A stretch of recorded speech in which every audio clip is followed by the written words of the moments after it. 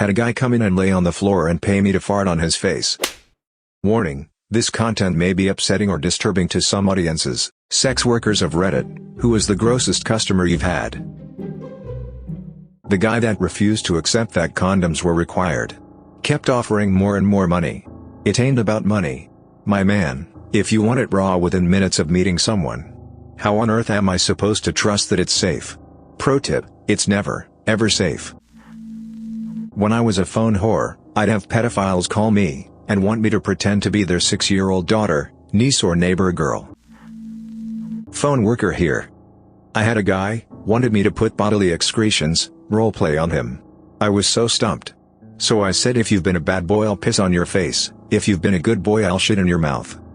Cue the minute long groaning, grunting and screaming the guy did with what I could only assume was the filthiest, never-ending tsunami of spunk, followed with a thank you mistress.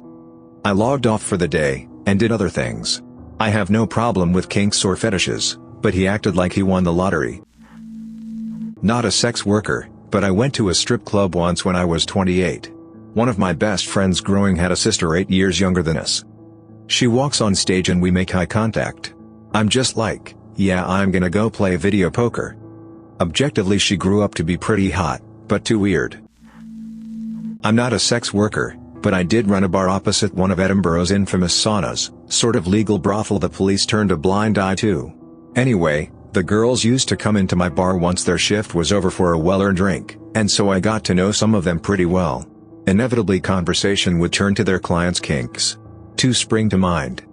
The high court judge who came in to be spanked and be told he needed to be punished.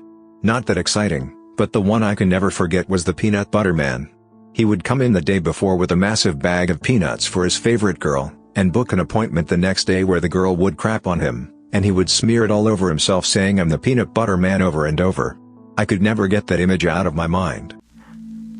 I wouldn't kink shame anyone. The worst thing is when a guy smells gross or tries to haggle with me. Take a shower before we get naked please. A friend of mine worked in the office for an escort agency. The grossest story she told me was about a guy who seemed to have a thing for cutting women up with his long fingernails. After the first complaint he was put on a list of don't accept bookings from this guy or number, but he kept using burners and different names, and every time the girl would complain that he'd basically only wanted finger them, but he had long sharp nails and had a habit of scraping, then get agitated when asked to stop, then he'd leave. I'm a part-time cam girl. One day a guy paid me $30 to watch him masturbate and barking while wearing his socks on his ears. Lasted less than a minute and it was very surprising. My wife's best friend is a very successful cam girl. She was pregnant and some dude was paying her thousands to watch her take her pregnancy supplements. She made an absolute fortune when she was pregnant. He would make baby sounds to her while she did it. He would check in on her and make sure that she was hydrated and well fed. He started gifting organic foods over Amazon. I personally saw her play Jenga with her clothes on and dudes were bidding for which piece to move. I couldn't believe my eyes. I still don't. Someone paid her thousands to have dinner one night. She hired security and he paid for the security to make sure he didn't touch her. It became a steady gig. Free food and thousands of dollars.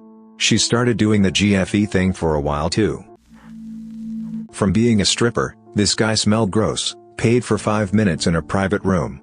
Everything goes well. The typical no touching private parts thing. He didn't want to pay for more time, so I was putting my clothes back on and he just hugged me really tight, then kneeled and tried to lick my pussy. A dude offered me $500 to adopt a dog and have sex with it. I very firmly declined. Was a stripper. The ones who tell you that you look like their daughter, daughter's friend etc., are pretty gross. Foot fetish dudes would come in at the end of the night and the sweatier your feet were the better. Most girls love them though because they give amazing foot rubs and pay you for it. Had a guy come in and lay on the floor and pay me to try to fart on his face. He was dressed like Carlton on Bourbon Street. Honestly a lot of girls like ones like this too. They pay really well and you don't have to really do any work. I had a guy that just wanted me to spit full globs of phlegm in his mouth while laid on his back with his mouth wide open. I'm rarely grossed out but I just can't deal with copious amounts of spit or phlegm. It took so much effort not to gag or throw up just from seeing it slide past his tonsils. On the other end of the spectrum I had a guy who liked to just lay on the sofa while I sat on him and watched TV. Human furniture fetish is definitely my favorite type of booking. The one who left skid marks on my sheets, because he couldn't wash his butt properly. The one who basically crapped himself and expected sex to continue. The one who asked if he could come over with 3 of his friends, after midnight on a weeknight, so was absolutely high on something, and only offered me $50 apiece to run a train. And he honestly thought it was a fair offer after looking at my hourly of 600 Australian dollars. The numerous men who didn't understand how to wash under their foreskins. The numerous men with insulting offers for bareback sex and absolutely no history of being checked for STIs because, I'm married so I'm clean. Like that wedding ring has some spell of repel chlamydia on it. It's mostly the hygiene factor honestly. If you have a weird fetish that most people would consider gross, but you're respectful about bringing it up, and you adhere to as many hygiene precautions as possible, and you're prepared to pay well for it, sex workers won't care. Not a prostitute, but I was sexting with a customer who wanted to rub my vagina juices all over his gums, because all of his teeth had been removed the year prior, and had been replaced with metal plates in his gums. He said this all in the same breath. Sir. So, former cam girl here. I would have assumed this guy was trolling, but he just seemed so earnest and had already tipped me like $600 that night. So, I have a cat, and he wanted me to go get a piece of cat crap from her litter box, F it up my ass, and then poop it back out for him. He said he had $3,500 to spend to make it happen. Obviously, I didn't do it, and decided that was enough camming for me that evening and bid him goodnight. Still, I think about that guy a lot. That effing guy. I wonder if he ever got anybody to do it. Condom avoiders. Those who just plain reeked of BO, cheesy feet, dirty butt, too many cigarettes and who were complete strangers to a toothbrush. People who were scabby and scaly with suspicious sores in places you definitely don't want to see license. The guy who loved people to fart on him and in his mouth wasn't too flash either, but you got a laugh out of it at least. The guy who refused to pull out, even after he came. He became semi-flaccid and was still trying to stay inside as much as he could. Then when he finally was flaccid the D slipped out itself. I work at a sex store. We have a guy whose kink is cleaning. So he went to the arcades, glory holes and cinema and pulled all the used condoms out of the garbage can and ate the cum in them. We also have a dude that likes to lick doorknobs and another one who smells the used paper towels. Not my story, but I heard it from a friend. You know how girls will spit on your dick to lube it up before blowing you? There was this one customer who told his girl for the night that it was wasteful to spit on his D, and requested that she spit in his mouth instead. For every time she spit in his mouth, he would give her $10. I have 2 different guys that I'll never forget. The first was one that wanted my feet to be filthy dirty and stinky if possible, then I had to smash one foot in his face and get him off with the other foot. The other guy wouldn't let me turn on any lights at all, and when I got undressed I touched him and found his one ball was the size of a pillow. It freaked me out so bad, I told him I started my period and needed to leave pronto. There's many more but these 2 guys always stand out. Not really a sex worker but I stripped for a bit in college. The amount of older guys saying things to me like, tell me your real age, or, don't worry your little secret is safe with me, while grinning terribly was always gross. I look young so that wasn't very pleasant. It got worse when they would try and blackmail me into actual sexual contact by saying they'd reveal my actual age. Fortunately I was 19 so could just tell them to go ahead and do it. A client that I really liked once sharted on a white hotel bedspread. I almost cried. I had to wash the tuna in that one spot and flip it, and sandwich a towel on the bottom, and a top sheet with a towel underneath. Not enough money in the world for that one. Well, I'm no sex worker, I was actually a computer repairman, and this is actually a true story. An older lady tried to pay me to have sex with her retarded daughter. Way back in the day when I was a stripper, I was giving a dance. The room was dark and I was giving a lap dance to a usual customer. The customers were allowed to touch as long as it wasn't any no-no zone. So I was sitting on his lap, no grinding, his hands to his side, and I randomly felt warm goo hit my back. I have no idea how I didn't notice anything sticking out or how he managed to get off with no physical touch, but I was mortified.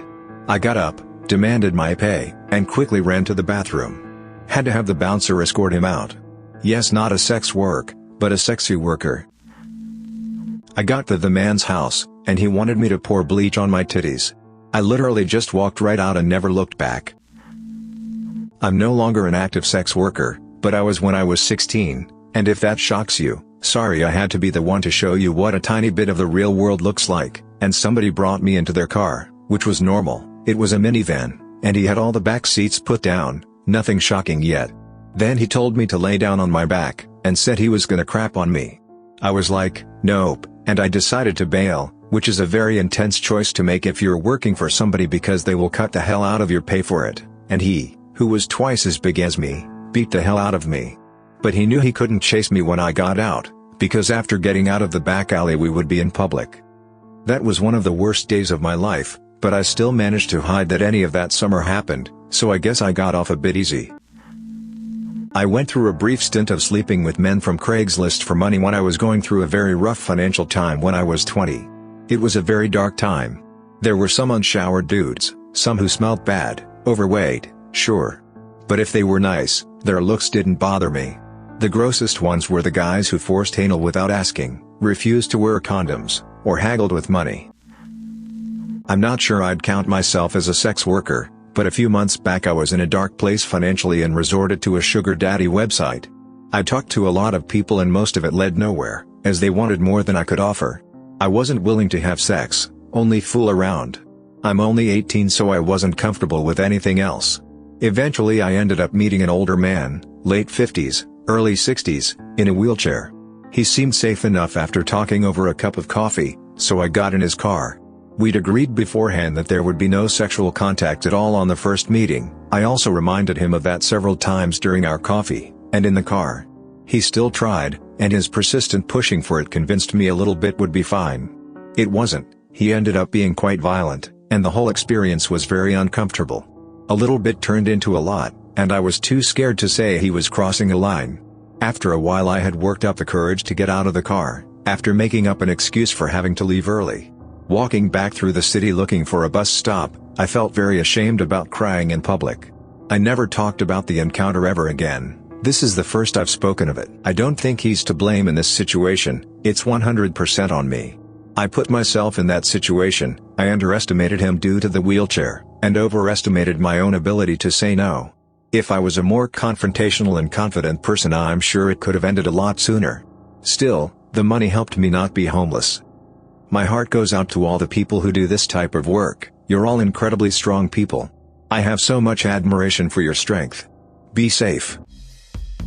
Thanks for listening to another very dark episode of Radio TTS. Hit the subscribe button and activate the bell icon for more videos like this. Find the original Reddit post in the video description.